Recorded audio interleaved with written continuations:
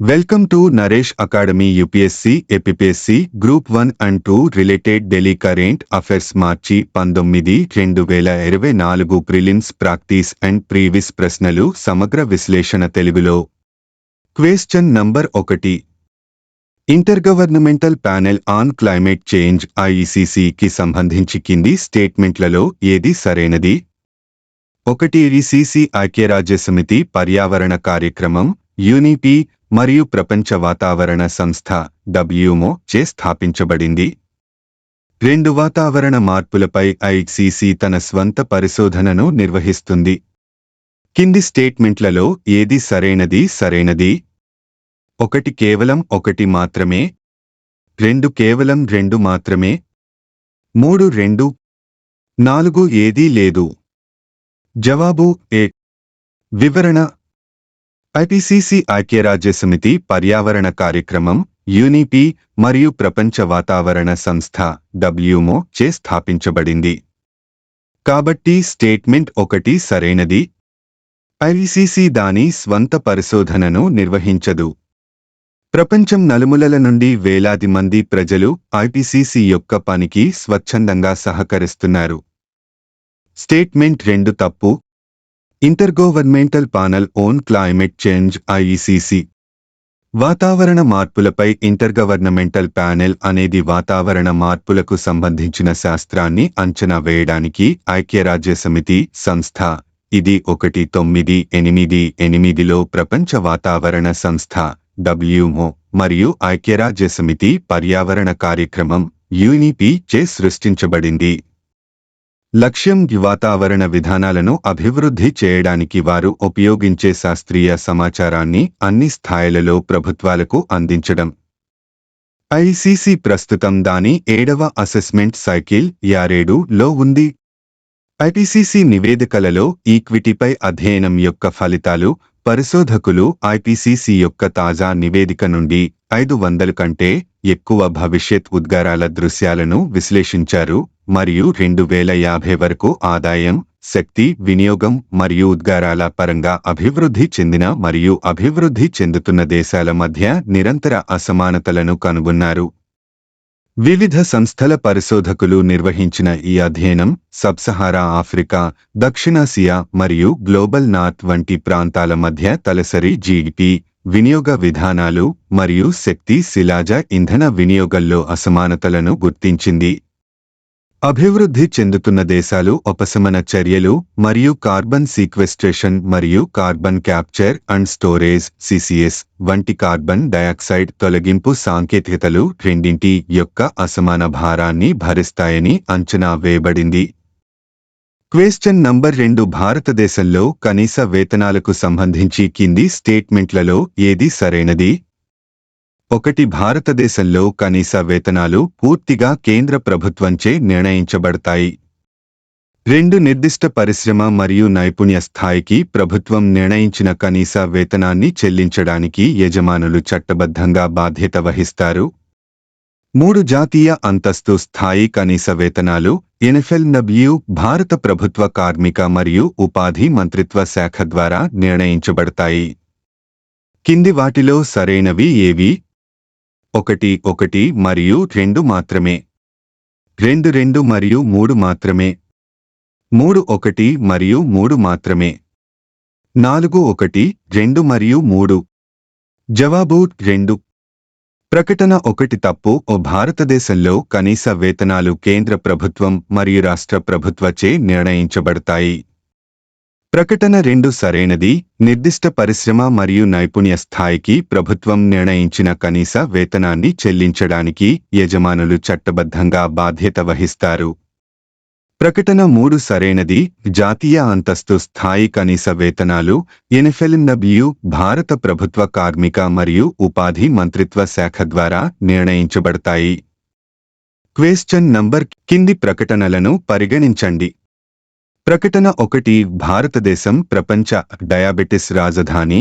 ప్రపంచవ్యాప్తంగా అత్యధిక సంఖ్యలో మధుమేహ వ్యాధిగ్రస్తులు ఉన్నారు. ప్రకటన 2 పట్టణీకరణ మరియు ఆహార మార్పులు భారతదేశంలో మధుమేహం పెరుగుదలకు ప్రధాన కారకాలు. ప్రకటన 3 ప్రభావవంతమైన ప్రజారోగ్య ప్రచారాలు మరియు సరసమైన మందులకు పెరిగిన ప్రాప్యత భారతదేశంలో మధుమేహం భారాన్ని గణనీయంగా తగ్గిస్తుంది. పై స్టేట్మెంట్లలో ఏది సరైనది? 1 మరియు 2 మాత్రమే. 2 మరియు 3 మాత్రమే. 1 మరియు 3 మాత్రమే. 1 2 మరియు 3. సమాధానం 4. ప్రకటన 1 సరైనది. మధుమేహ వ్యాధిగ్రస్తులు ఎక్కువగా ఉన్నందున భారతదేశం డయాబెటిస్ క్యాపిటల్ ఆఫ్ ది వరల్డ్గా మారింది. ప్రస్తుతం భారతదేశంలో దాదాపు 80 మిలియన్ల మందికి మధుమేహం ఉంది. ఇది ప్రపంచ మధుమేహ జనాభాలో 17%. ప్రకటన 2 సరైనది. పట్టణీకరణ మరియు ఆహార మార్పులు భారతదేశంలో మధుమేహం పెరుగుదలకు ప్రధాన కారకాలు. ప్రకటన 3 సరైనది. ప్రభావవంతమైన ప్రజారోగ్య ప్రచారాలు మరియు సరసమైన మందులకు పెరిగిన ప్రాప్యత భారతదేశంలో మధుమేహం భారాన్ని గణనీయంగా తగ్గిస్తుంది. క్వశ్చన్ నంబర్ 4 భారతదేశంలో రాష్ట్ర గవర్నర్ పాత్ర గురించి కింది ప్రకటనలను పరిగణించండి. ప్రకటన గవర్నర్ను భారత రాష్ట్రపతి నియమిస్తారు. ప్రకటన 2 రాష్ట్ర ముఖ్యమంత్రిని నియమించడానికి గవర్నర్కు విచక్షణాధికారాలు ఉంటాయి. ప్రకటన 3 ముఖ్యమంత్రి సలహా మేరకు గవర్నర్ రాష్ట్ర ప్రభుత్వాన్ని రద్దు చేయవచ్చు. పైన ఇచ్చిన స్టేట్మెంట్లలో ఏది సరైనది? సరైనవి 1 ప్రకటన 1 మాత్రమే. 2 ప్రకటనలు 1 మరియు 2. 3 ప్రకటనలు 1 మరియు 3. 4 ప్రకటనలు 1 2 మరియు 3. సమాధానం 4. వివరణ 3 ప్రకటనలు సరైనవి. క్వశ్చన్ నంబర్ 5 2024 రష్యా అధ్యక్ష ఎన్నికలు గురించి తెలపండి. 2024 రష్యా అధ్యక్ష ఎన్నికలు మార్చి 15 నుండి 17 వరకు జరిగాయి. ప్రస్తుత అధ్యక్షుడు వ్లాదిమిర్ పుతిన్ 87% ఓట్లతో విజయం సాధించి 5వసారి పదవిని దక్కించుకున్నారు. ఈ విజయం సోవియట్ అనంతర రష్యాలో జరిగిన అధ్యక్ష ఎన్నికలలో అత్యధికంగా గుర్తించబడింది. పుతిన్ ప్రమాణ స్వీకారం మే 7, 2024న షెడ్యూల్ చేయబడింది. 2020 రాజ్యాంగ సవరణలు అధ్యక్ష పదవి కాల పరిమితులు మరియు అర్హత ప్రమాణాలను గణనీయంగా ప్రభావితం చేశాయి. కాల పరిమితులు సవరణలు మొత్తంగా 2 అధ్యక్ష పదవి కాలానికి ఖచ్చితమైన పరిమితిని ఏర్పాటు చేశాయి. అయితే సవరణకు ముందు అందించిన నిబంధనలు ఈ పరిమితిలో పరిగణించబడవని కూడా పేర్కొన్నాయి. ఈ సర్దుబాటు ప్రభావవంతంగా ప్రెసిడెంట్ పుతిన్ 2036 వరకు పనిచేసే అవకాశాన్ని అనుమతిస్తుంది. అతను తిరిగి ఎన్నిక కావడం కొనసాగితే. రాజ్యాంగ సవరణల తరువాత రష్యాలో అధ్యక్ష అభ్యర్థులకు ఇప్పుడు అర్హత ప్రమాణాలు ఉన్నాయి. వయస్సు ఆవశ్యకత అభ్యర్థులు తప్పనిసరిగా కనీసం 35 సంవత్సరాలు ఉండాలి.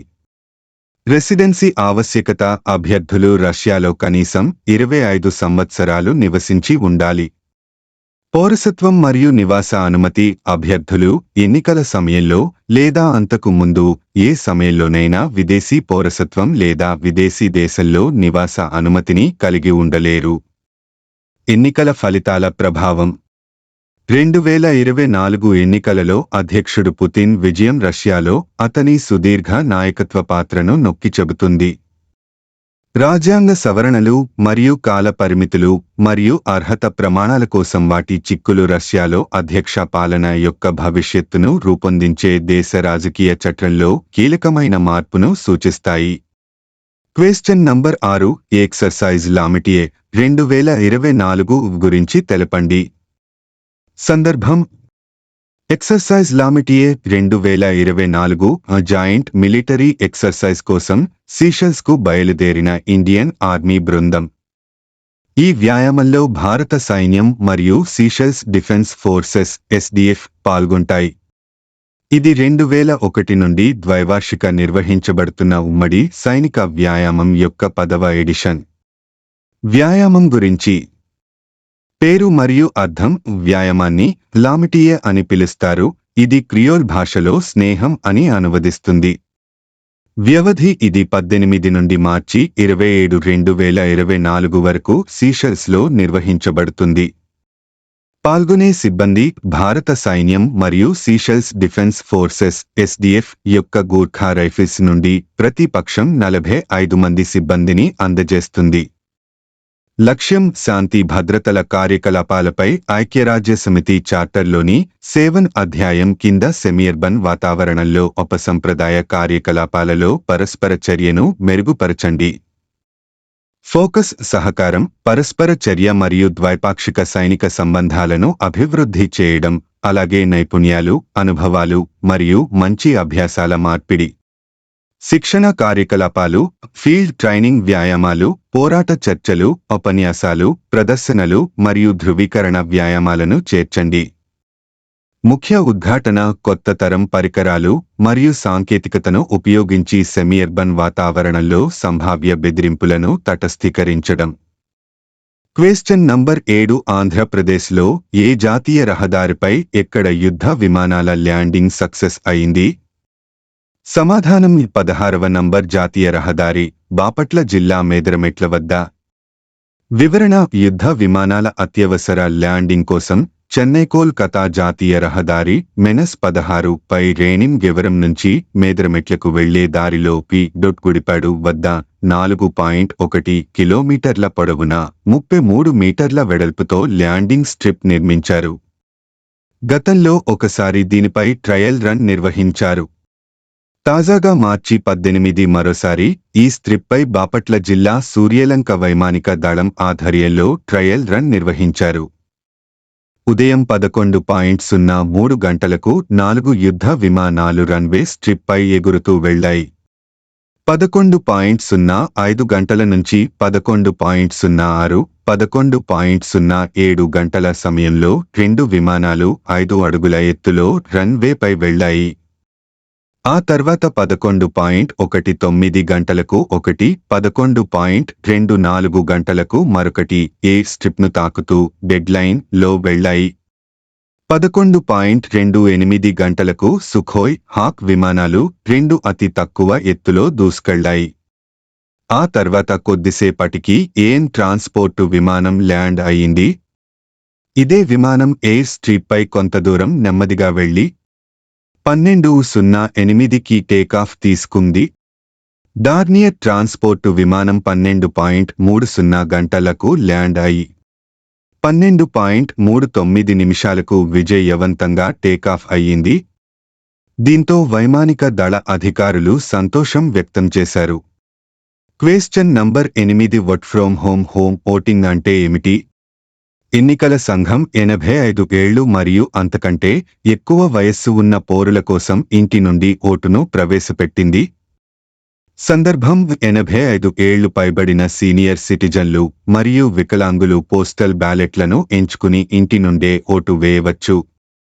వివరణ: మార్చి 10 నాటికి దేశంలో 85 ఏళ్లు పైబడిన సీనియర్ సిటిజన్ ఓటర్లు 81,87,999 మంది, 100 ఏళ్లు పైబడిన ఓటర్లు 2,18,442 మంది ఉన్నారు.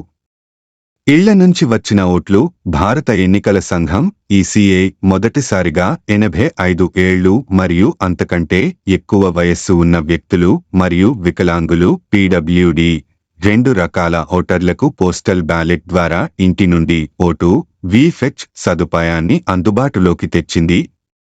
40% కంటే ఎక్కువ వైకల్యం ఉన్న వ్యక్తులు కూడా ఈ సదుపాయాన్ని పొందవచ్చు. 2 పోలింగ్ అధికారులు, ఒక వీడియోగ్రాఫర్ మరియు ఒక సెక్యూరిటీ వ్యక్తితో కలిసి ఓటరు ఇంటిని సందర్శించి పోస్టల్ బ్యాలెట్లో ఓటు వేయడానికి వీలు కల్పిస్తారు. దరఖాస్తులో పేర్కొన్న మొబైల్ నంబర్కు ఎస్ఎంఎస్ ద్వారా ఎన్నికల అధికారులు సందర్శించే తేదీ మరియు సుమారు సమయం గురించి ఓటర్లకు ముందుగానే తెలియజేయబడుతుంది. క్వశ్చన్ నంబర్ 9 కింది ప్రకటనలను పరిగణించండి. 1. భారత రాష్ట్రపతి ఎన్నికను భారత అత్యున్నత న్యాయస్థానం రద్దు చేసినట్లయితే నిర్ణయం తీసుకునే తేదీకి ముందు ఆమె అధ్యక్షుని కార్యాలయ విధుల నిర్వహణలో ఆమె చేసిన అన్ని చర్యలు చెల్లవు.